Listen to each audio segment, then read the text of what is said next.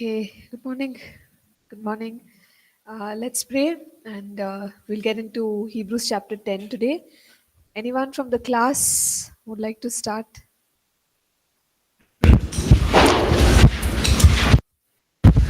Father, we thank you so much for this wonderful time. Once again, we come to your presence, Lord. And we are so thankful that you give us this wonderful morning. Lord, we submitted this class into your hand, Lord Jesus. We're going to learn from your word, Lord Jesus. Help us to learn deeply. And Lord Jesus, we submitted Ninchimem to your hand, Lord Jesus. Thank you for everything. In Jesus' name I pray. Amen. Thank you. Thank you, Nikhil. So far we've been seeing how all the shadows, um, you know, uh, they are pointing to the fulfillment in the book of Hebrews. So many things we've seen. The high priestly order, which is actually about Jesus Christ. We've seen how um, so many different things, and also about the characteristics of Jesus. Okay, that he is God but man at the same time, a very very compassionate high priest. And today we will look at one more aspect of our Lord Jesus. So each one of the chapters covers something or the other describing Christ. So in chapter 9, what was the primary theme? Okay, he entered the real tabernacle. Anything else?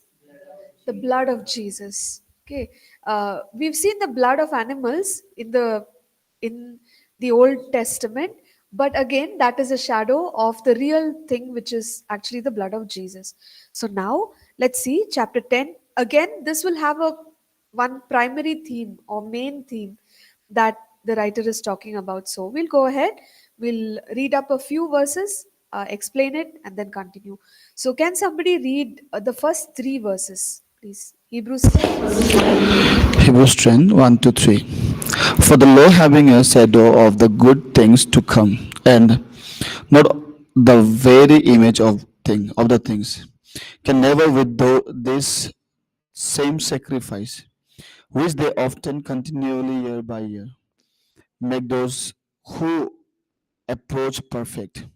For them would they not have ceased to be offered, for the worshippers, once purified, would have had no more consciousness of sins.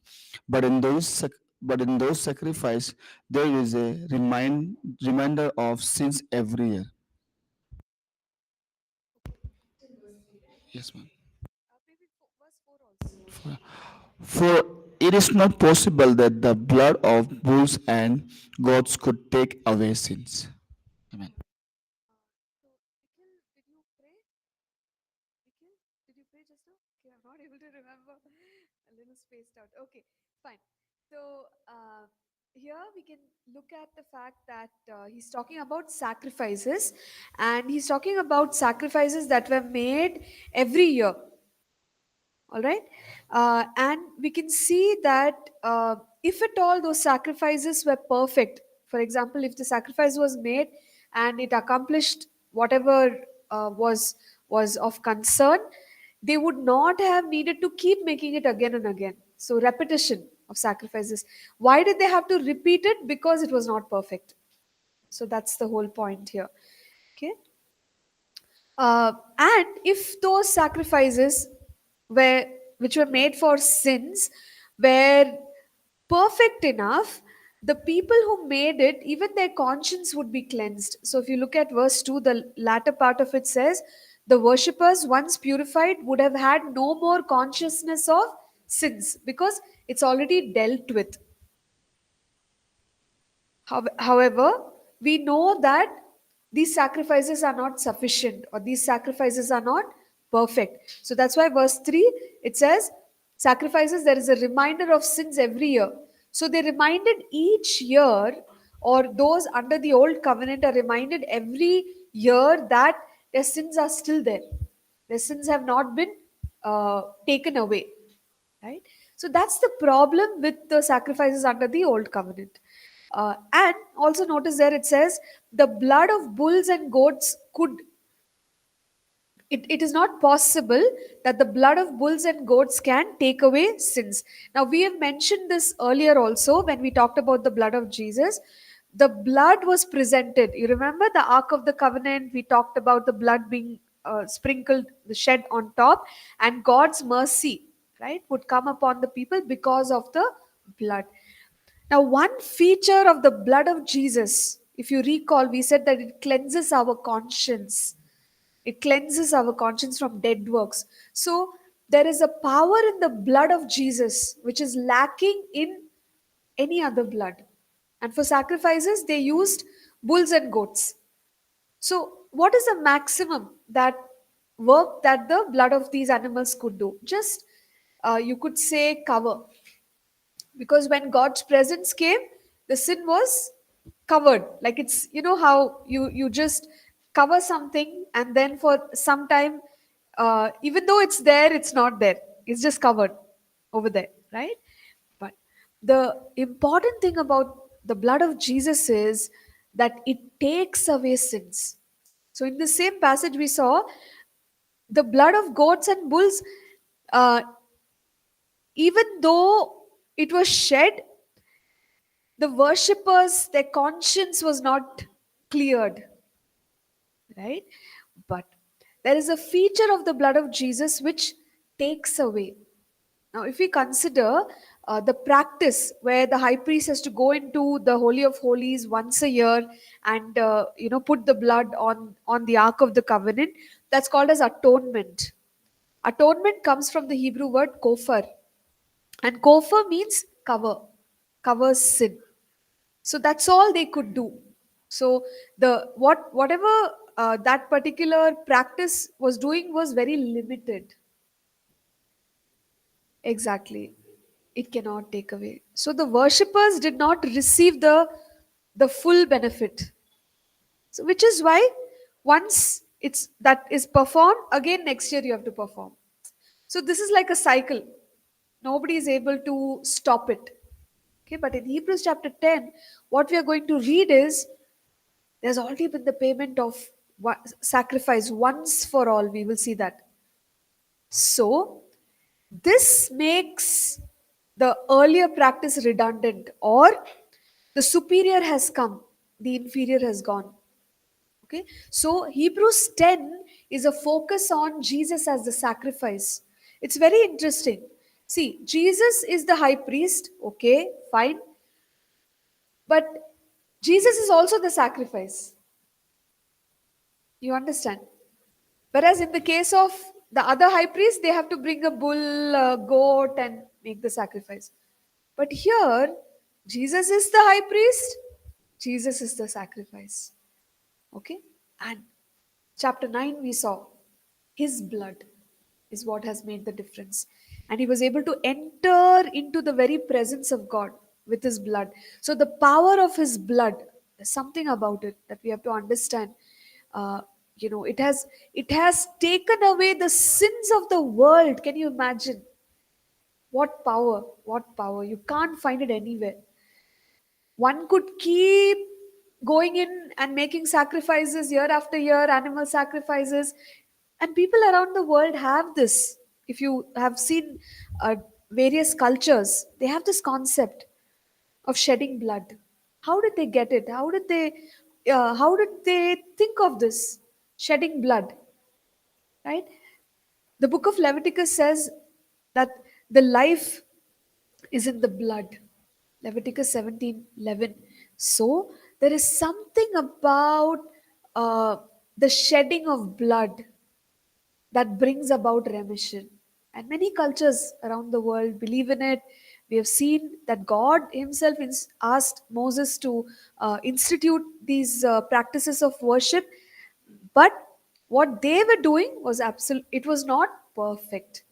And finally, when Jesus came, it has been made perfect. Therefore, we know that we don't have to repeat it over and over again. Yes, yes. We were actually speaking about if it is animal's blood, it covers our sins. but Jesus' blood is the only thing that take away our sin. Then, what about like when in the days before Jesus, when they sin and all, they go and they'll give a sacrifice animals and all. So then this logic, how it was missing, like their sins won't be forgiven, their sins won't be taken away, right? It'll just covers their sin. Is that okay to God? Yeah, see, it's like God forgives their sins, that is there, but when it comes to their conscience, the way the sacrifice of Jesus has worked is, you and I who are born again, right? We can testify to this, that our past is in the past. Like once you are born again, unless we choose to remember it, our conscience is free, it's set free. Now that's the difference. It's not that their sins remained. Obviously, when there is a sacrifice, God forgives. That's why the sacrifice is given, but we just call it covering of sin. Okay. uh, so that is the difference. Like in the conscience, that blood is not able to cleanse, like completely set free, remove the guilt, the shame, all that blood cannot do. But yes, of course, God accepts it. No wonder the presence of God, when it comes, uh, you know the high priest is still alive, because God has accepted the apology, or our sorry, being sorry, so to speak. It's accepted, but in the conscience, that deep work is not done. See, if we come to the book of Romans, you would have studied it. The power of sin is broken. Okay. Now, these kind of things, these sacrifices couldn't do. Animal sacrifices couldn't do. So, it's a very deep work that Jesus has The sins are forgiven, but we won't get that complete redemption from that mind. So that's what you are telling, that What I'm conscience. saying is cleansing of the conscience. Secondly, uh, the the the power of sin over our lives. Okay, if I can read that scripture for you, I think it's Romans 6:14. If I'm not wrong. Let me quickly turn to it.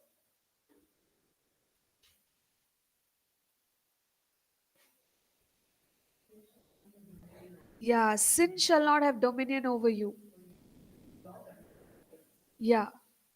So there is how when we talk about redemption through Christ, it's like he has taken us from the master. If sin is our master, okay, and making us sin all the time, he redeemed us, meaning he bought us. Now we belong to another master. So sin doesn't drive us. You're getting it? But under the old covenant, that kind of power was not available. Forgiveness is there, covering is there, but conscience is still, that sin conscience is still there. They are driven to sin, because the power of sin was not yet broken, because Jesus never went on the cross. You are in the sense of cleansing conscience. What is the exact meaning? Like if our conscience is cleansed, we won't do again, or See, it's about the power of sin, Anand. Okay. Now, obviously, like as we are studying about what Jesus has done, it's a better covenant. The earlier covenant only promises covering. Okay. The better covenant, the new covenant under Christ, promises, like you can say, a disengaging. Okay. Now, does a new covenant believer sin? Yes, but it's a choice. You get it? But under the old covenant, there is a pressure, because that power is not broken. Only the cross could break the power of sin over our lives. You got it? So, under the new covenant, you and I are not slaves of sin. So, if a believer sins, they have chosen to sin. Sin is not driving me. That's not my master anymore. I'm in the kingdom of light. You got it? Yes, yes. Before, sin used to drive. If you're not born again, you come under the power of sin, Satan and sin. But when we are born again, we come in the kingdom of light under Christ.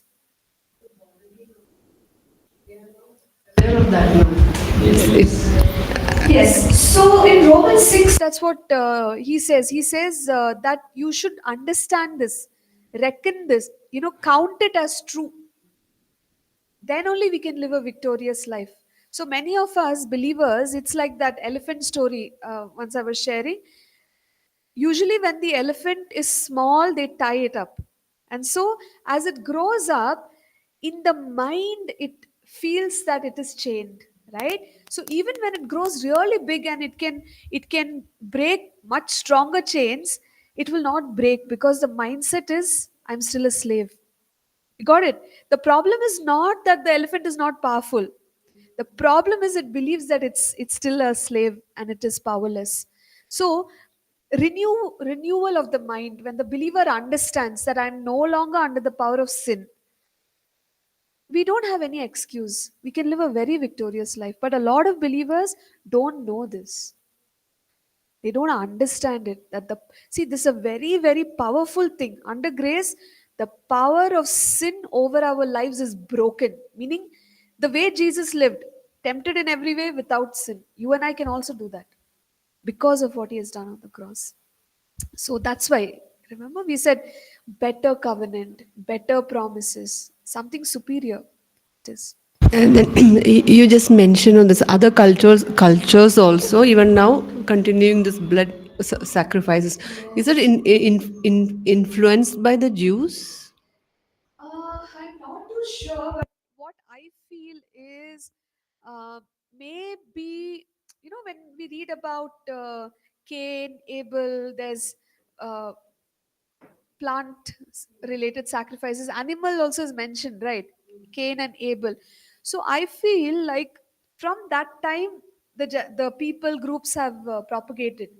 So maybe it has stayed with them. Yeah, it must have stayed with them.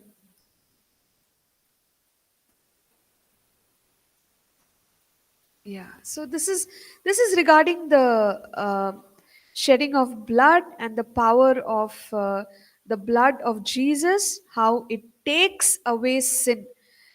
And it's really it's such a powerful thing. uh, I was thinking to myself whether we understand its power or not, because I recently met a friend of mine who comes from a different understanding of life, philosophy, faith, all those things. And they were telling me how there are certain things happening in their lives, and they were just asking me like, what do you think? Is it because of my past mistakes from my past life? Do you think my next life will be better? Will I do enough good works to break even and all? And I was really like trying to tell them, you know what, you don't have to work so hard. Jesus has already done it for you.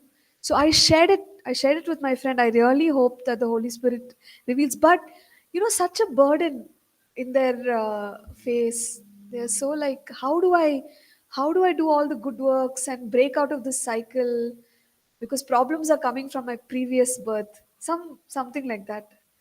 I was like, people are struggling, people are doing all kinds of things to do it on their own. But see, we are sitting on the truth, and we're experiencing the power also of Jesus, that his blood can not only bring forgiveness, it can break the power of sin over my life.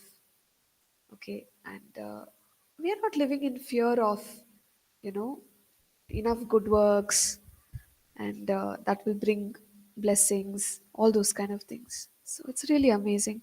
Okay, verses 5 to 8. It's along the same lines. Anyone who wants to read can read it, please.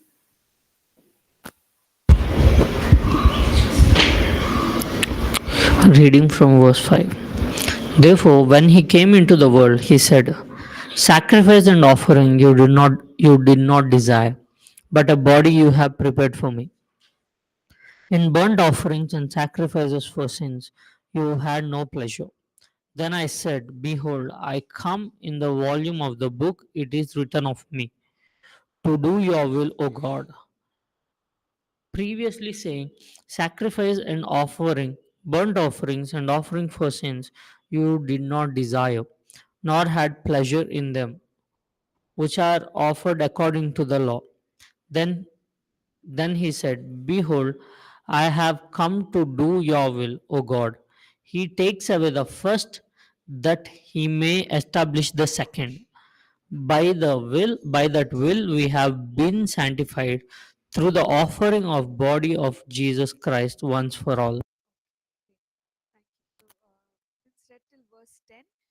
Here, this passage is from Psalm 40, and the writer is trying to talk about the prophetic destiny of Christ, the Lord Jesus. So in Psalm 40, uh, these things are mentioned where it says, sacrifice and offering you did not desire, but a body you have prepared for me. In burnt offerings and sacrifices for sin you had no pleasure. So what does this mean? It just means that even before Jesus came, the word is telling us that this practice of sacrifices and offerings is insufficient. It's not sufficient. If it was sufficient, there's no need to do it again. When something is sufficient, that's one is enough. But it's only because it's not sufficient that it had to repeat itself. But thank God for Jesus. Verse 10 here, it says, by that we have been sanctified through the offering of the body of Jesus Christ once for all. So, once for all, Jesus has become our sacrifice, okay, through which God accepts us. We are reconciled to God. We have a new life in Christ. The power of sin over our lives is broken. We have a call and a purpose of God over our lives, and we can live a very victorious and a very powerful life. So all this is possible because of that one perfect sacrifice of Jesus. Okay, the other thing that we can note here is that Jesus, he came to do the will of the Father. It says, verse 9, behold, I have come to do your will, O God. And in the previous verses, it also says that God has given him a body. So, why did God give him a physical body? Because there is a need for a sacrifice, right? So, how can the sacrifice happen if there is no mortal physical body? So, God gave Jesus a body so that he can offer the sacrifice. When we always do that, the communion, this is the body, this is the broken body of Jesus. So, it's amazing. Like, just think about God's love for us, that he came to do the will of God. He's an immortal God, but he said, okay, fine, I'll take on the mortal body. And the body, not for pleasure, not for display of his strength or power, nothing like that. He went under trial. So much he suffered. When we read about the tribulations of Jesus, it's just too much to hear. Like all the uh, different afflictions on his body, right? Like we see that he was marred beyond recognition. Okay, and somebody was just saying that the cross apparently it would have weighed about 150 kgs. Yeah, 150 kgs, right? So can you imagine being nailed on the cross and carrying the cross and all that? He needed a body to make that sacrifice, and so God gave him a body. What kind of God? Sometimes we understand, okay, becoming the high priest, offering up prayers, those kind of things we understand, but becoming the high priest and becoming the sacrifice, such a wonderful love of God, that he did not say that I won't do it. If this is the only way for redemption, it's fine. So God gave Jesus a body, he became a sacrifice once for all. Hebrews 10, verse 10, remember that by that will we have been sanctified through the offering of the body of Jesus Christ once for all. So, what does this do for us? This very verse says, sanctified, holiness. Again, right? The power of sin is broken, and the believer is sanctified. Okay, this is a positional truth. So there are two things. One is a positional truth, and one we have to live it out. For example, the scripture says, I am the righteousness of God in Christ Jesus. But as a believer, am I, completely displaying righteousness? Maybe not. Maybe there are weaknesses and, issues which I have to correct. I have to correct myself. But then the Bible says, I'm the righteousness. How do we understand this? There are two things. Positionally, Christ has done it for us, but we have to live it out. So here it says we are sanctified. Positionally, we are made holy in Christ, but we have to live a holy life. So it's both ways. I have to consciously do that also, right? It's a choice. Every day it's a choice. But the beautiful thing under the new covenant is you and I are free to live righteous, holy, right? And victorious in every way, blameless. We can be. It's not difficult. Under the old covenant, it was difficult because their conscience was not cleansed by the blood of these animals. Under the new covenant, we are totally free. So if a believer sins, it's a choice. It's really a choice. Okay? So, really amazing what Jesus has done for us. We are sanctified. And you see there, through the offering of the body of Jesus Christ. That sacrifice is an offering to God. See, a life of worship is always a life of offering, isn't it?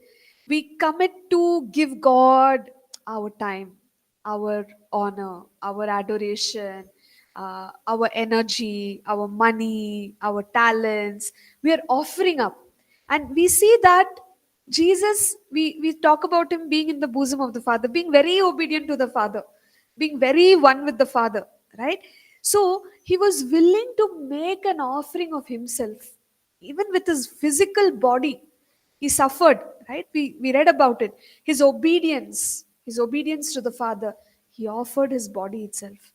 And he became a sacrifice once for all. So this is this truth will help us recognize that another sacrifice is not needed.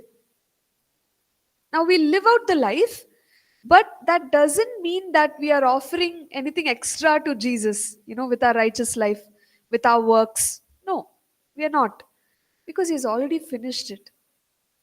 We are only living out our lives. Right? So sometimes people have these mindsets where, okay, I also have to do this, I also have to behave like this. Extra works, we depend on our works, but there's no place for it also because He already finished it. That's what it says. You and I cannot contribute, one extra additional point to what He did. So it's a complete sacrifice. Okay, now let's move on. Verses 11 to 14, please. And every priest stands ministering daily and offering repeatedly the same sacrifices, which can never take away sins. But this man, after he had offered one sacrifice for sins forever, sat down at the right hand of God, from that time waiting till his enemies are made his footstool. For by one offering he had perfected forever those who are being sanctified. The same thing that we have been talking about till now, the completion of the sacrifice of Jesus, the perfection of the sacrifice of Jesus, the power of the sacrifice of Jesus, right? He made one sacrifice, and that is good enough for God. And now we know his ministry is as a high priest in the presence of God. He sat at the right hand of God, waiting for the culmination or the end of things to take place. And it says, waiting till his enemies are made his footstool is when everyone will be taken into account. The judgment will happen for all the wrong that has been committed.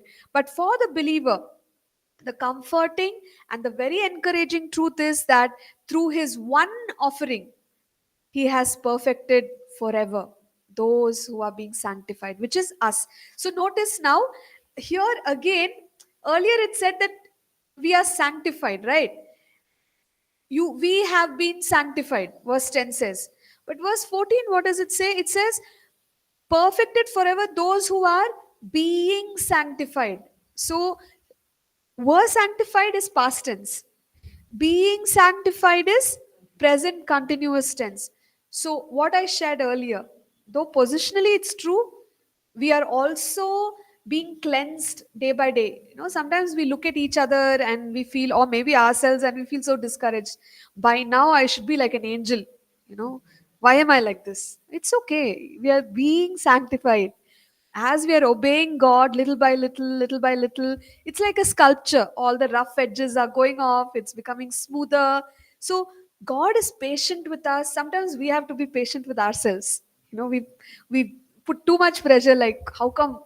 But being sanctified, every season of life, our responsibility is walk in the revelation that God has given you. He'll give you more revelation. If we don't, then what's the point of him giving more revelation? Because we never obeyed the earlier revelation that he gave us, right? So when God is convicting us about things and all, we say, okay, God, I surrender. Then that part is God works on that part. Then next, so on and so forth. So it's a process of maturing. Nobody becomes perfect immediately. So we are also being sanctified. Okay. Now, in certain thoughts, people trust in a progressive redemptive work where they believe that different people have to come. Okay. And as they come, only like some certain number of people have to come, each one has to do their part, then the perfection will come after many of these godly people, right? But when we look at what the Bible says, there's no need for all that. You don't need some 10, 20 people, each one doing their part to finally complete the sacrifice to God, right? Only one is enough. And Jesus, his perfection is like that. One man, he has already perfected. And he is working on us. We are being sanctified, right? So this is talking about the redemptive work of Christ. And the other angle to this is also the righteousness and the justice of God. So when we talk about the attributes of God, we say that He's so holy. He's so holy. To understand this holiness, I remember in one of our youth meetings, one brother, he took a piece of paper. Okay, it was white, pure white, and he took one black pen that he had, like made small tiny dot on it. Okay, and he's like, okay, now is this paper perfect? We were like, no, it has a small dot. But then some others were like, no, but it's just a small dot. It doesn't matter. But even that small dot has corrupted the purity of that paper because it's no longer 100% clean, pure. There is a small dot on it. Okay. So when we think about the holiness of God, it's like that. It's like this bright glory of God that even even a smell of sin corrupts it, right? But the beauty is that we cannot corrupt God, right? But on the other hand, when we sin, there is a punishment, there is a paying of a price. So we always ask, why did Jesus have to come? Why did he have to pay such a big price? Or why couldn't it have been some other way? You see, because God is holy. He is so holy, there is no other way. Sin causes a divide between God and man. So somebody has to pay the price because God is so holy. And can you see how Jesus paid with his own body? He became the sacrifice. He shed his blood. He died. All that had to be done for the redemptive work to be completed. Without that, no way. Because we're talking about reconciling with a holy God, which is not possible with our good works, our You know, righteousness, the best things that we can do, no way. Only one way is to pay the price. Again, that lamb had to be pure. So Jesus did it, he fulfilled it. Lived a holy life, paid the price. And therefore, the redemptive work is also perfect, complete. Okay, so that's how we look at it and we understand it. Okay, so let's continue. Let's read from verses 15 to 18. But the Holy Spirit also witnessed to us.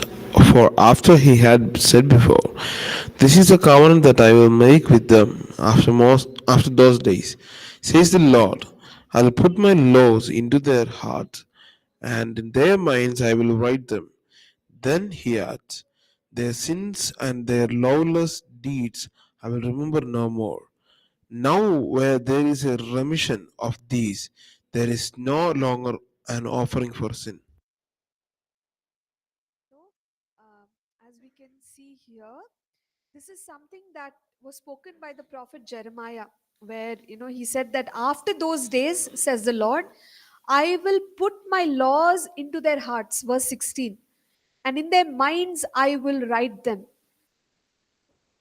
So the laws of Moses were given, they had to be read and followed. So that's how it worked. They were enforced. But when it comes to the new covenant, you see, again, it's a better covenant. We have better promises. So, what did God do? He says, after those days. What is the meaning of after those days? After Jesus dies on the cross, after the redemptive work is completed, something better is possible, something superior is possible. What is that? The laws of God in our hearts and in our minds.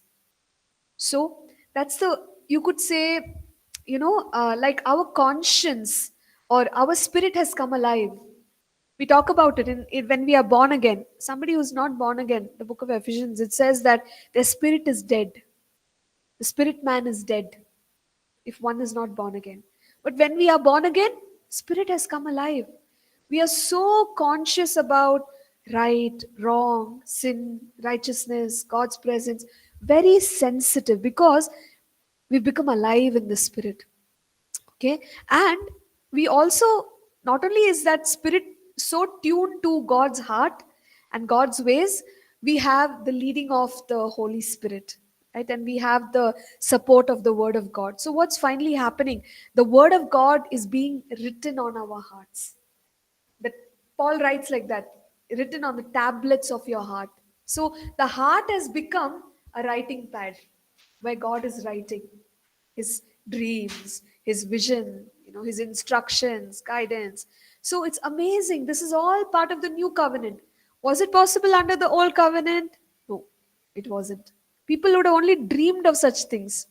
But for us, it's become a reality because Jesus has paid the price, right?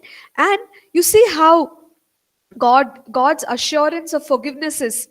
He says, their sins and lawless deeds I will remember no more. It's very powerful, for us as believers to get a revelation of what forgiveness means. It's very powerful. Sometimes we carry that guilt like a backpack.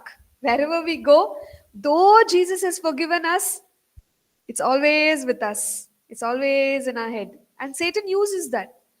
And he'll keep accusing. You know what you did, you know what kind of person you are, this, that, goes on like a broken record. But revelation, when we get the revelation of the powerful work of forgiveness, how did Jesus forgive us? You see what he says? God says, I will remember no more. So we'll go and we'll say, God, you remember what I did? He'll be like, what? What are you talking about?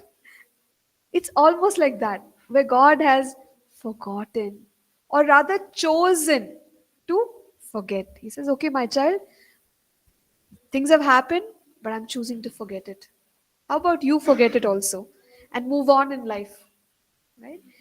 Think, base your understanding on who you are in Christ. Yes, we are sorry for those things. We now understand the power of sin is broken, so we will live righteous and all that. But we look ahead. Okay, We don't linger in the things of the past and the guilt that Satan puts on our hearts. So here we can talk so much about the forgiveness of God. This also is a part of the new covenant.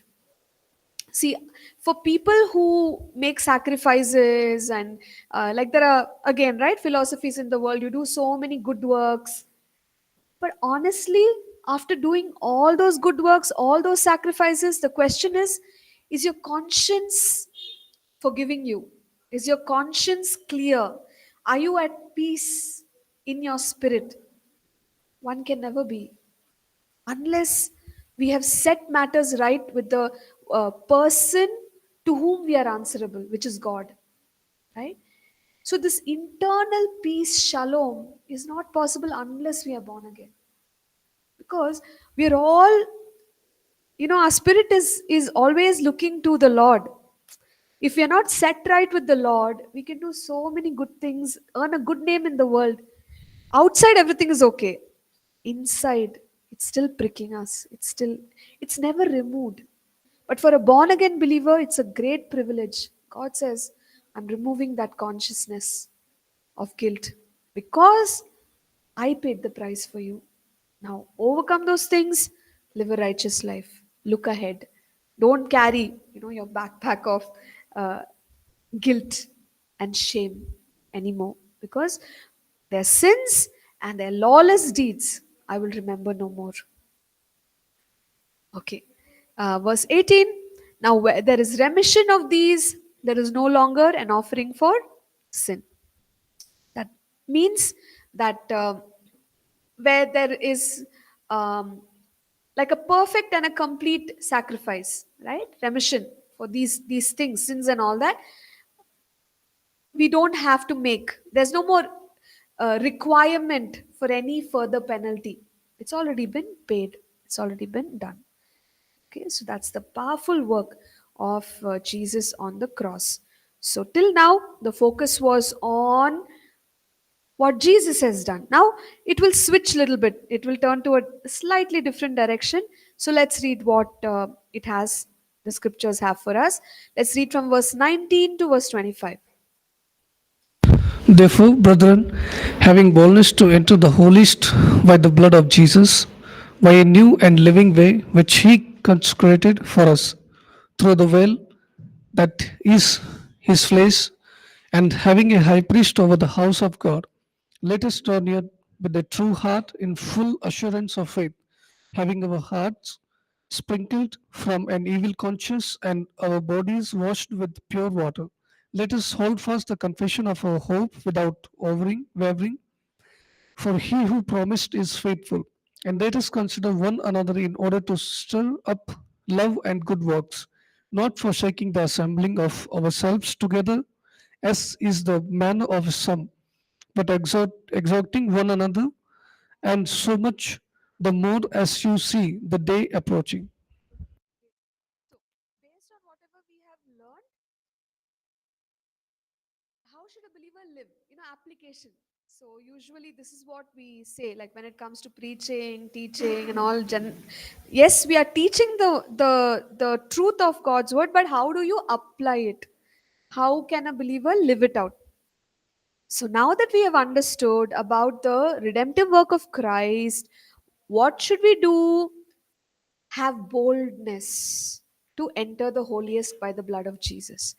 So it's again, this is, all these things are mind blowing for a Jew who has seen the temple sacrifices, and if they came to our times and they read the book of Hebrews, they'll be like awestruck because for them, only the high priest can enter the Holy of Holies once a year.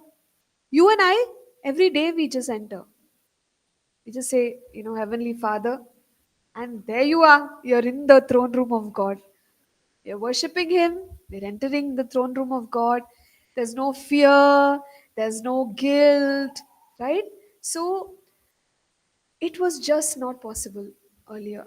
Now it is possible. And He says, so, brethren, because of all these things, people of God have having boldness to enter the holiest by the blood of Jesus. So this is what the blood of Jesus has done for us. We can enter into God's presence boldly. And it there is a way made for us, right? How?